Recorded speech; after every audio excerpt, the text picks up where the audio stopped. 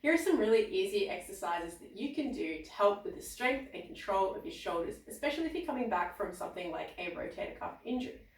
These are going to be ground-based, so we're going to be on all fours. So this is great because we're nice and low to the ground, the brain feels safe, so there's less guarding around the shoulder, and we can really focus on using that rotator cuff for those little control parts that it's supposed to be doing, rather than relying on, say, the big movers of your shoulder. Those things are like your biceps, your deltoids, your triceps, and stuff like that. So instead of those big muscles having to, guard when we're, say, doing something up in the air, with bands or whatever, we're going to be more focusing on using the fine control muscles, which are the rotator cuff. So a few things that we can do. So first off, doesn't really matter, say, if you're over here or down here. It's just find a position that you're comfy with. We're going to change it up anyway. So to start off with, find what's comfortable for yourself, whether it's going to be on fists or with your hands like this.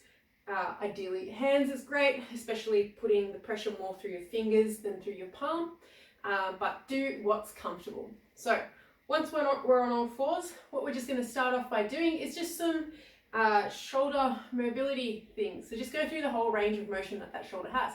So starting off, we're just going to keep our hands planted where they are. What I'm doing is I'm rotating my elbow in and out without moving anything. So these ones, do a little bit slower to get some control through there. And just do that for a couple of seconds to start off with.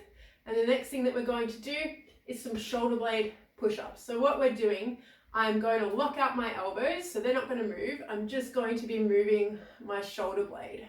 So from there, just going as low as you can, high as you can, low as you can, high as you can, and do that again. So the slower that you go, the better the control.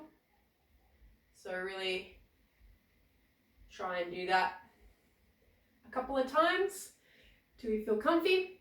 Then the next thing that we're going to do is just rocking backwards and forwards.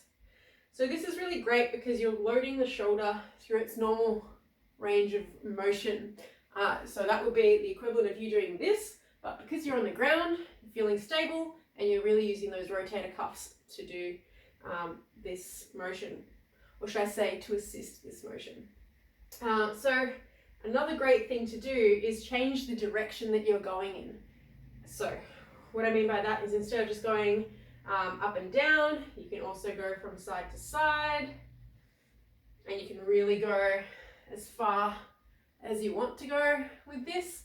So again, you're duplicating that range of motion your shoulder would normally have.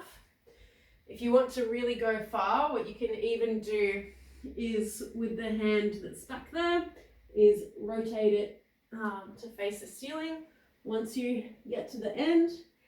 And then you can even look in the opposite direction to really get a stretch through the neck. That's optional, but see what works for you. The other thing you can do is add some circles in, really combining all of the directions. And then a great thing to do as well is change the hand position. So once you've spent a bit of time rocking, say in just having your arms beneath your shoulders, change it up, have them move further out. So rock through this range as well. And again, just rocking up and down. You can rock a little bit from side to side. You can put some circles through there as well. And then you could even have it closer.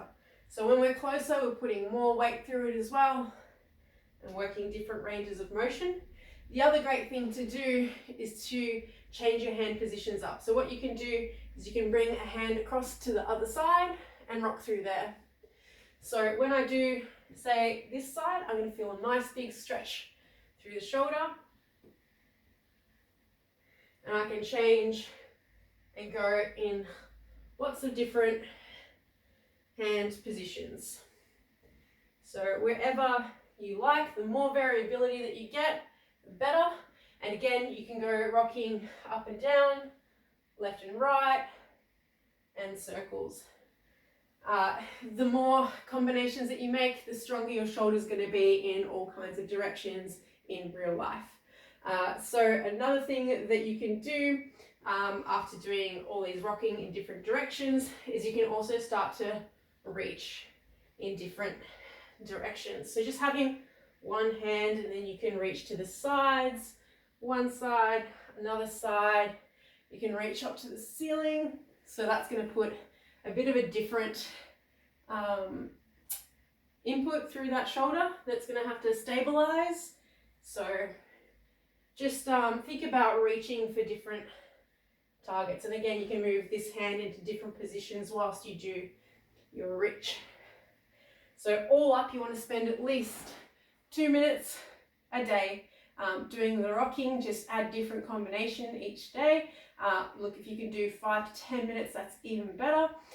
Overall, that's going to really help almost recalibrate the way that you use those rotator cuff muscles. Another really good thing to do in conjunction with this is do things like an arm bar. So I've got a video on that as well. A Turkish get up, or even a dead hang, so hanging off something. So these are all things that shoulders really love, just to help with their function and their control and stability. Try that out. Let me know how it goes.